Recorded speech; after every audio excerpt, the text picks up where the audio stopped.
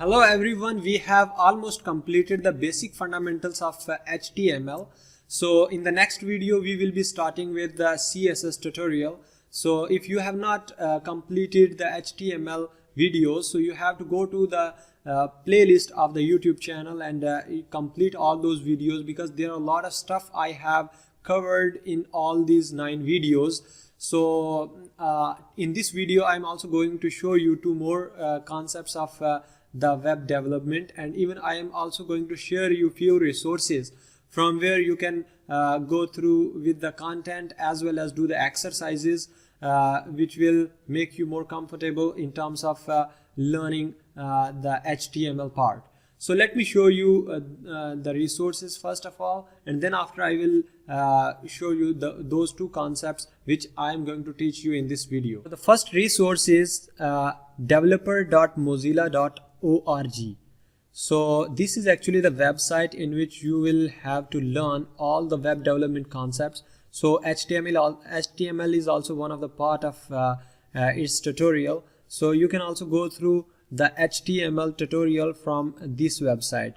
I am really interested to learn from this tutorial. Why? Because the concepts are very much brief as well as valuable. And the next resource is W3 School. So this is also one of the easiest tutorial that I have seen ever. So I have learned all the technologies from this w3school.com. So you also go through the exercises of this tutorial as well. So each and every concept has its own exercise, so you can go through those exercises, and in that way you will able to practice your concepts. So you will have a quiz test. You can also do this one, and then after we have at the end of this menu you will see that there are some exercises. Here is the exercise, HTML exercises.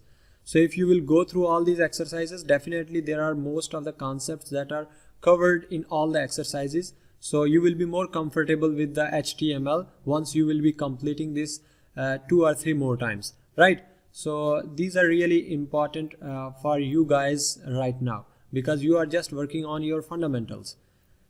So let's start with the concept that I am going to teach you in this video. So here we have no script tag. Actually, sometimes our browser has disabled the script. So if we are writing JavaScript inside of it, then if the script is disabled from our browser, then we could not able to execute our JavaScript code, right? So how we will get to know that the browser has disabled the JavaScript? So we have actually no script tag. So this helps us to give us the information that your script is disabled. So let me write here, script is disabled from browser. So I'm also going to write here an h1 tag,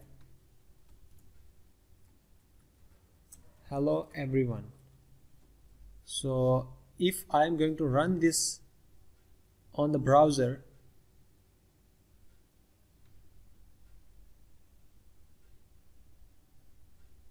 so I have this basics.html. I'm going to right click and then Google Chrome.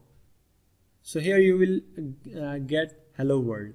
So for example, I have written some JavaScript inside of it.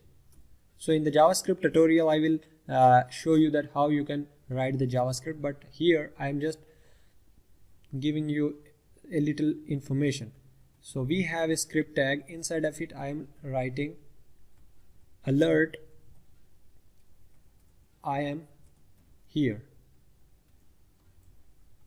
So if you will run this, you will get this message, I am here.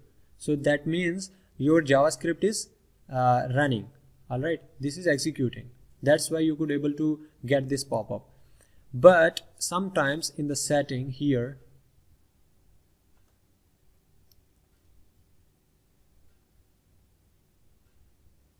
we have to search here site settings. So here is the site settings. If you will click over it and go inside, here we have JavaScript.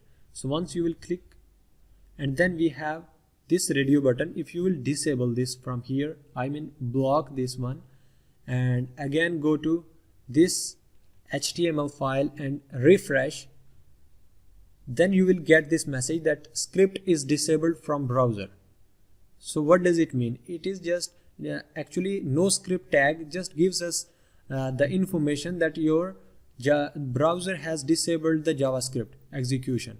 So you are no more able to execute your JavaScript inside which is written inside your code. So this is one of the features that we should know about, that if sometimes we have such type of problems, then we have to write this specific tag inside our code so that we could properly manage our code. All right. So the next thing is Viewsource. So for example, you wanted to see the code of this specific page, you can go to the Viewsource, and you can click Control U. So this will help you to view the source of the code. So this is actually the source. I mean all the code would be displayed over here. So you can see all the details which you have written into your code. So here you can get to know that what are the lines which are executing right now into your browser. So this is one of the thing that you have to know about, that Viewsource is also one of the feature which we can use on day-to-day life. For example, there are multiple files and we are just including one inside the other. So at that time we have certain types of keywords that we wanted to find out. So at that time, if we will use this specific feature, then we will easily identify the specific line of code. For example, I am interested to see this specific message, I am here. So if you will use Ctrl+C to copy and then find, then easily you will find this phrase inside the file if we will have multiple lines of code. So I hope you got the concept which I was trying to share with you. So if you are still having any problem, you can share me in the comment section. Definitely I will give you the reply as soon as possible. So I think we have covered almost all the basic concepts. So in the next video we will be starting with the CSS part, and that is also an important one, and then after we will move to the JavaScript, which is really amazing. So thank you, see you in the next video.